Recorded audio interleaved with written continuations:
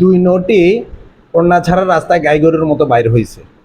তো ঠিক এই ফাঁকে দিয়ে এক আল্লাহর বান্দা নামাজ পড়ে রাস্তা দিয়ে যাচ্ছিল।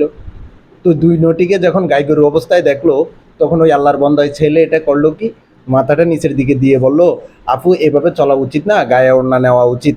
এটা ওই ছেলে এটার ওই আল্লাহর বান্দার ভুল হয়ে গেছে। তার কারণে ওই নোটি দুইটা কি করছে, থানায় ফোন করছে, পুলিশের হাতে ধরিয়ে দিয়েছে এবং খবর পেলাম যে কি তার তার চাকরিটাও নাকি চলে যাচ্ছে।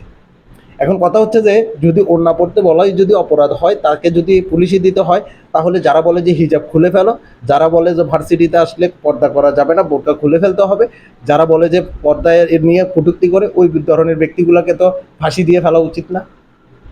আজকে আমাদের সমাজে বৈষম্যর বিরুদ্ধে আন্দোলন হয়েছে, কিন্তু এখনো মুসলমানদের উপরে বৈষম্য চলতেছে। এই আর গাই গরুগুলা, এই ব্যবসাগুলা, এই নটিগুলার প্রাধান্য এই সমাজে বেশি হচ্ছে।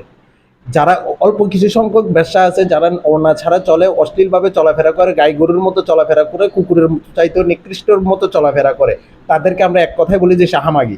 এই সাহামাগিগুলো দেখবেন তাদের গায়ে গন্ধ দুর্গন্ধ থাকবে এবং গায়ে ওড়না থাকবে না, গাই গরুর মতো বা কুকুরের মতো এইভাবে স্তন বা ফুলিয়ে ফুলিয়ে হাঁটবে এবং তাদেরকে দেখলে ওয়াত থু বা বমি বমি ভাব হবে। এগুলা কিন্তু নতুন কিছু নয়, কিন্তু শাহবাগীদের পক্ষে অবস্থান নিচ্ছে আমাদের কিছু সরকারের এনজিও নাস্তিক যারা তারা, এবং বামপন্থী শাহমাগি যারা তারা।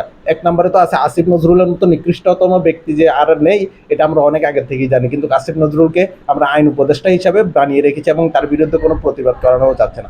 আচ্ছা যাই হোক, এই নিকৃষ্টতম বেডিয়াইটগুলারে আপনি কখনোই সম্মান দিতে পারবেন না বা ওড়না পড়তে বলতে পারবেন না, দেখলে রাস্তা দেখলে ওয়াক থু বলে চলে যাবেন। এটা হবে যে সবচেয়ে বড় প্রতিবাদ।